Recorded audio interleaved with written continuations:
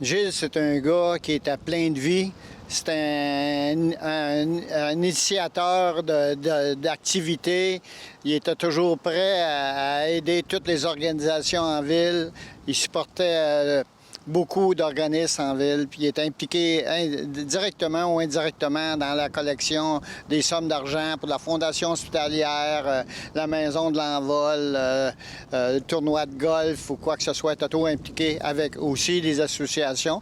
Les équipes de hockey, c'est bien sûr, les Citadelles, les Capitales, les As. Ça a été celui, là, on se souviendra, avec Pierre Grandmaître, qui va retrouver s'il y a un paradis quelque part. C'est eux qui ont emmené les Huskies de Rouyn-Noranda. C'est ça. Gilles Laperrière a fait le lien avec Sylvain Dany à Saint-Hyacinthe, les lasers de Saint-Hyacinthe dans le temps. Et Gilles avait, avec Pierre Grandmaître, avait été rencontrer ces gens-là.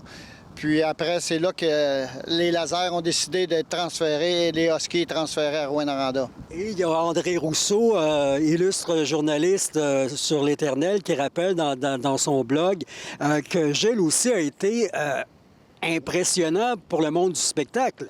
Gilles est impliqué beaucoup parce que Gilles faisait partie, il était directeur des arénas, mais il faisait partie de l'Association du Québec et de l'Ontario. Donc, il avait des bons liens. Samantha Fox, Kenny Rogers, et au Québec, bien, avec Guy Cloutier et René Angélil. Il a même fait venir Céline Dion. L'anecdote, raconte-la, Pete. René Angélil était dans le bureau à Gilles Laperrière, puis il avait dit « Écoute, Gilles, là, Céline Dion, là, c'est la première, c'est la dernière fois qu'elle vient ici, tu n'auras pas assez d'argent pour la payer. » Puis ça a été, au niveau national, comme son frère Jacques, là, quelqu'un d'illustre. Gilles il était directeur de Hockey Canada en 1972. Il était une couple d'années directeur de Hockey Canada. Il a été intronisé au Temple de la renommée de Hockey Québec. Il a été aussi l'organisateur avec Jean Duplessis et Mario Sarra de Malartic qui ont parti de la Ligue juvénile en 1964. Gilles nous quitte, mais son chum Pete Laflamme a de la mémoire pour se rappeler de son ami.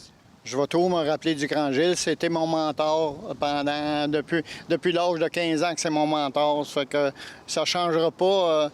J'ai encore au mois d'août, on était prendre une bonne petite bière ensemble avec Jean Houle puis Jean-François Houle. Puis il était tellement heureux.